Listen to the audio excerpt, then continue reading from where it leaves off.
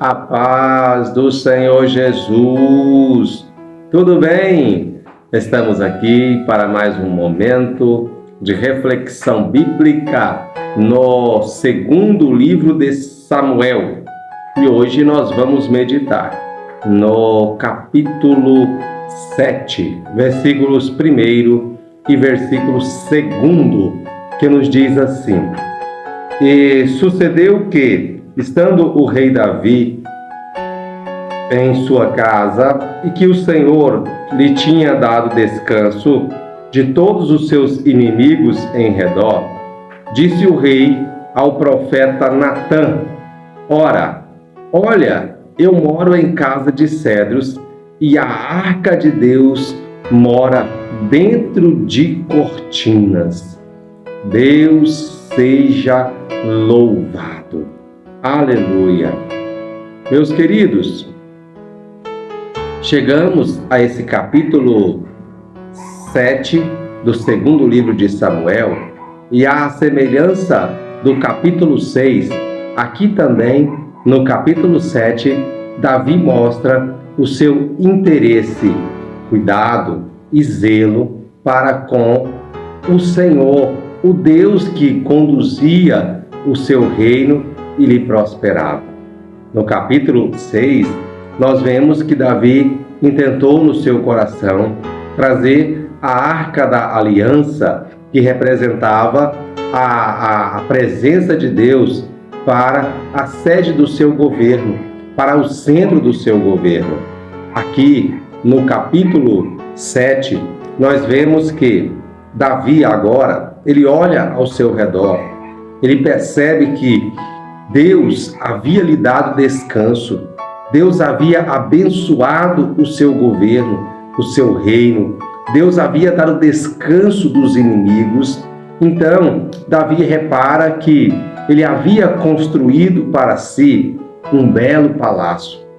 Davi olha que ele estava confortável na casa que Deus havia permitido, que ele havia construído para si, para a sua família, e ele percebe que a arca da aliança, que representava a presença de Deus, estava ainda em uma tenda, ainda no formato que havia sido levantado por Moisés, lá quando saíra do Egito e estava no deserto. A arca da aliança ainda estava em tenda.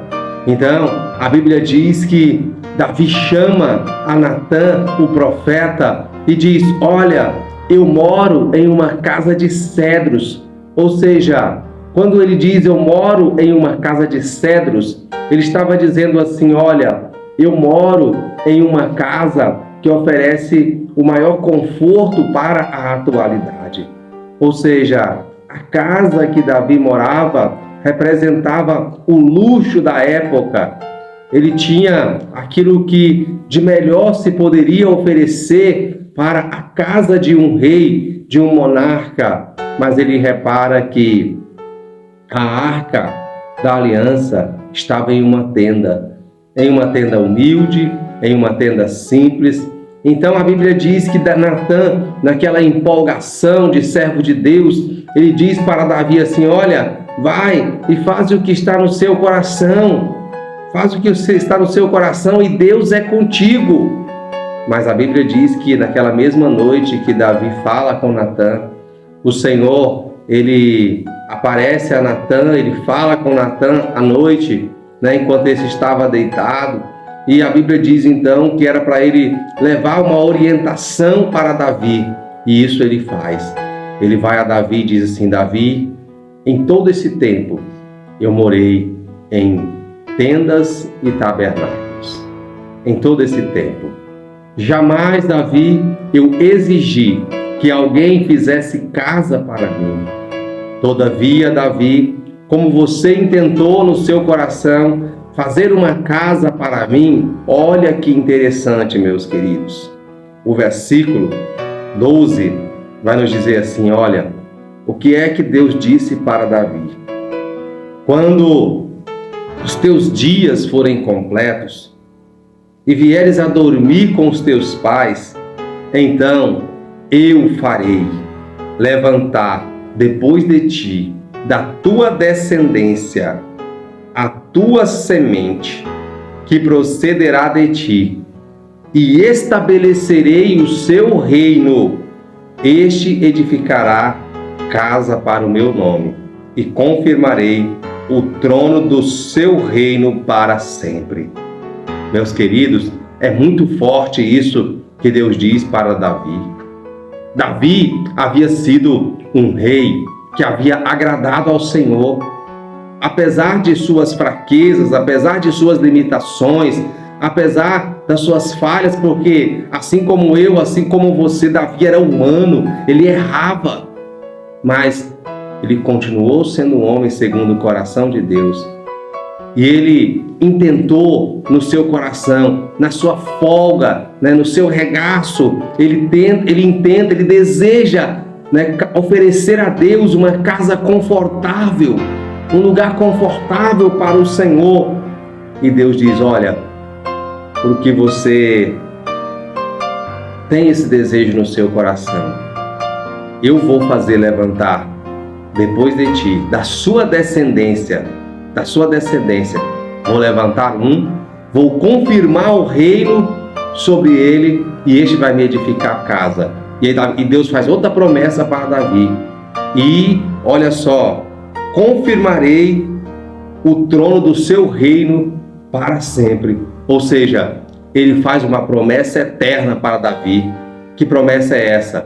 Que o reino estaria sobre a casa de Davi para sempre. Davi poderia ter vivido o melhor da sua vida e ter gozado do reino somente na sua geração. Já estava excelente para quem estava lá no campo, servindo ao seu pai e às ovelhas. Mas o que Davi alcança é algo super, super além daquilo que ele imaginaria. Ou seja, além de Davi, ele conseguir ter um reino, que foi verdadeiramente notório, ele ainda conseguiu uma promessa de Deus para que o reino jamais saísse da sua família.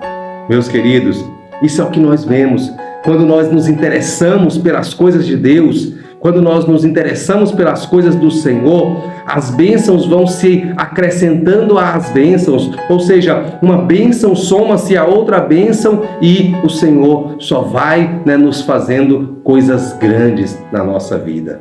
Quer viver o melhor de Deus para a sua vida? Então aprenda a amar o Senhor, a amar as coisas que são do Senhor, e Deus vai fazer você ser uma pessoa bem-sucedida na vida e na sua obra.